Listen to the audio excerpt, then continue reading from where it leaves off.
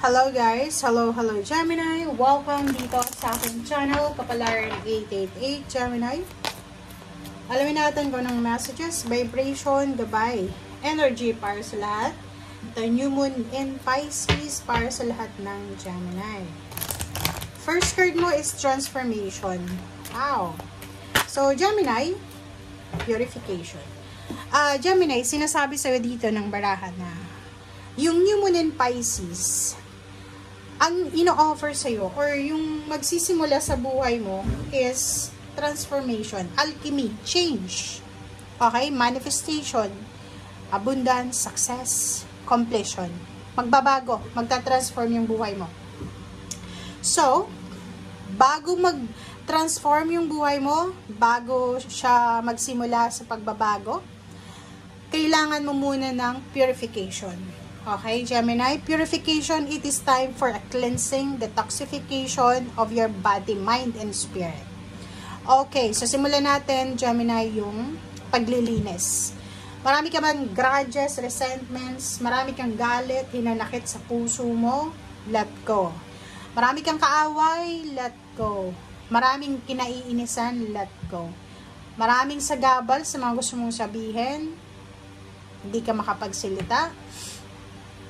Para kang para kang, yung alam mo yun, hindi ka makapagsalita kasi natatakot ka na baka makasakit ka, let go. Okay?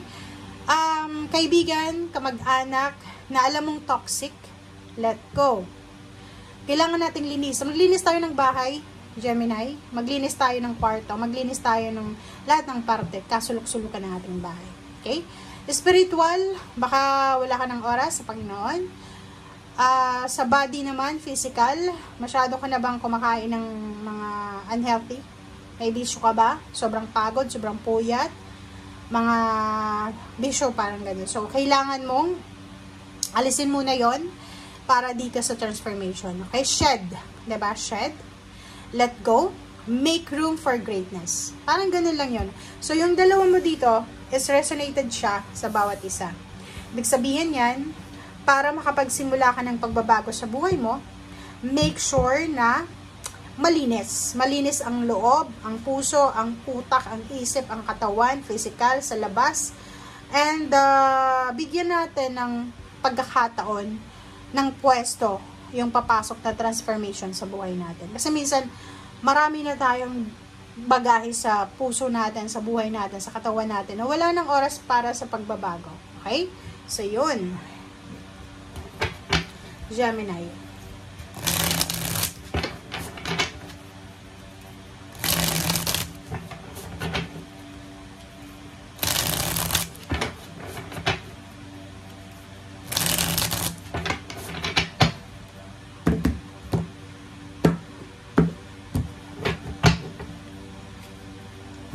Okay.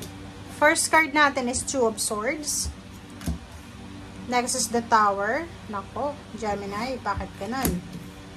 Ten of Torches. Ang dami mong ginagawa. Four of Cups. Naghihintay ka. Wow! So, yun. Gemini, comment down below if you resonated. At alam ko, marami sa inyo ang makaka-resonate dito. Simulan mo dito. Hindi ka makapag-desisyon. Like, hindi mo alam kung ano talaga yung purpose mo, yung focus mo. Hindi mo alam kung saan mo ilalagay yung energy mo, yung oras mo, pagmamahal mo. The Tower, nakikita ko sa'yo dito na may pinagdadaanan kang distraction. May pinagdadaanan ka, like for example, mga family problems, emotional problems, physical health problems, spiritual, mga warfare. Nakikita ko sa'yo dito na pagod ka. Diba? Pagod na pagod ang Gemini na to, multitasking. Wala na siyang oras para sa sarili niya. Kaya nga may purification dito. Kasi sinasabi na make sure na balance. Kailangan may oras ka para sa sarili mo, para kumain, matulog, i-balance mo yung yin and yang, diba? Okay.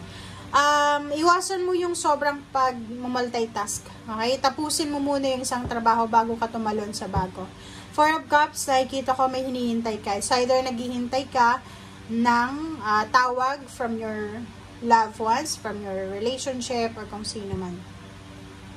Nine of Pentacles, Pwedeng yung iba sa inyo dyan, naghihintay kayo kung kailan matutupad yung mga pangarap nyo sa buhay.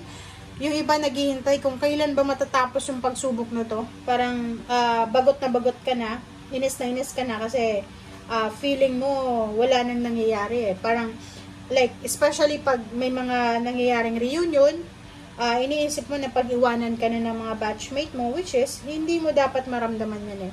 Kasi yung facing mo, iba sa facing nila.